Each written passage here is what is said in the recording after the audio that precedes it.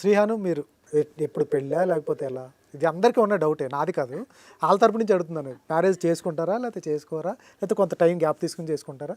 కొంచెం అది మీ ఇష్టం, మీ పర్సనల్, అది ఎవరికి ఫోర్స్ ఏం కాదు, అది మీ పర్సనల్ థింగ్. ఇంకా ఏం అనుకోలేదు, అనుకున్నాక చెప్తా. సూపర్. ఎలా అనిపిస్తాడు శ్రీహాన్ సినిమాలు ఎప్పుడైనా చూసి నీకు నచ్చిన సినిమాలు ఏమైనా ఉంటాయా?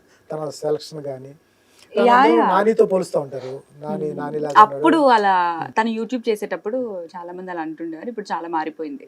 తను కూడా ఇంకా ఇంకా ఏం డిఫరెంట్ గా చేయొచ్చు అని తన అపీరెన్స్ కానీ యాక్టింగ్ స్కిల్స్ కానీ అన్ని మార్చుకున్నాడు. ఇప్పుడేం అలా అనిపించట్లేదు. ఈ శ్రీహాన్ అంతే.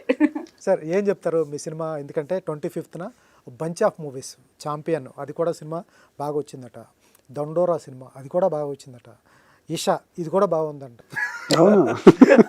చాలా మంచి సినిమాలు ఉన్నాయి. ఒక 25th 17-15 సినిమాలు ఉన్నాయి కనిపించకుండా. ఒక కామన్ ఆడియన్ నేనే అనుకుంటే, నేను వరుసగా రోజుకు 2 సినిమాలు చూసుకున్నా 1 వీక్లో సరిపోవు, ఇంకా బ్యాలెన్స్ ఉంటాయి. ఇన్ని సినిమాలు రిలీజ్ అవుతాయి. ఎట్లా ఒక డేట్ దాటి ఒక మంచి కంటెంట్ ఉన్న సినిమా, మీ ట్రైలర్ నచ్చలేదా, టీజర్ నచ్చలేదా అంటే అద్భుతంగా ఉన్నాయి, అందరూ వస్తారు, ఇటువంటి సినిమా వచ్చినప్పుడు ఇన్ని సినిమాలు బంచ్లో వేయటం ఎంతవరకు కరెక్ట్? అంటే ఇప్పుడు కాదు, మనకు అది దొరకదండి. ఇంకా నాకు తెలిసి ఎప్పుడైనా ఈ ప్రాబ్లం ఉంటుంది. వీ హ్యావ్ టు ఫైట్ అంతే. దాన్ని అవాయిడ్ చేయలేం మనం.